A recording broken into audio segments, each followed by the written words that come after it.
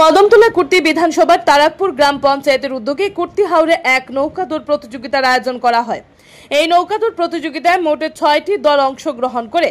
তাছাড়া ছিল জলের মধ্য থেকে হাঁস ধরা প্রতিযোগিতা। উপস্থিত কদমতলা আরডি ব্লকের ভিডিও সঞ্জীব দেবনাথ, বিজেপি দলের মণ্ডল সভাপতি বিমল পুরকাস্ত, কদমতলা পঞ্চায়েত সমিতির ভাইস চেয়ারম্যান বিদ্যাভূষণ দাস, তারাকপুর গ্রাম পঞ্চায়েতের প্রধান শুভদনী নম সহ অন্যান্যরা। এতে পুরস্কার হিসেবে ছিল একটি আস্তা পাঠা, হাঁস, মোরগ। তাছাড়া সান্ত্বনা পুরস্কার হিসেবে ছিল জগ ও মগ সহ ইত্যাদি। এই নৌকাদৌড় প্রতিযোগিতা পরিদর্শন করতে হাজার হাজার মানুষের ভিড় জমায় ওই এলাকায়। Bureau report, R A. ধর্মনগর।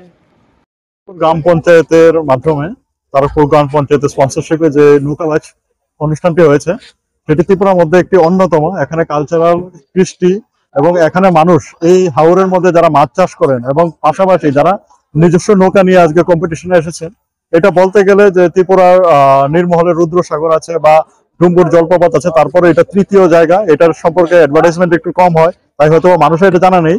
কিন্তু যারা এখানে এসেছেন, আমি ত্রিপুরা ট্যুরিজমকেও বলবো, যারা এখানে দেখেননি তারা বলতে পারবেন না।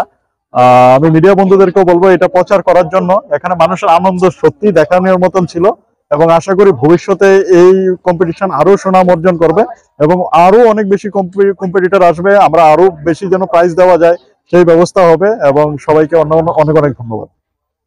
এই এরিয়াটার নাম তারকপুর গ্রাম পঞ্চায়েত এবং এখানে আজকে মোট 6টি নৌকা প্রতিযোগিতা অংশ করেছেন। দুটো বিভাগ ছিল, একটি বড় নৌকা আর একটি ছোট ডিঙ্গির, এবং এছাড়াও একটি সাঁতার কম্পিটিশন ছিল যার মাধ্যমে একটি হাঁস ধরা হয়েছে। সবটাই ছিল লোকাল মানুষের আনন্দের উপর নির্ভর করে। কিছুদিন আগে এখানে একটি ফ্লাড গেছে, আপনারা হয়তো বা জানেন, ডিজাস্টার। তো এই সময় এরকম একটি পদক্ষেপ মানুষ নিশ্চয়ই খুশি হয়েছেন এবং হয়তোবা নিজের যে দুঃখ, যে ডিজাস্টারের ক্ষয়ক্ষতি, সেটা ভুলে গিয়ে একটি নতুন ভাবে শুরু করতে পারবেন জীবন, সেটাই লক্ষ্য।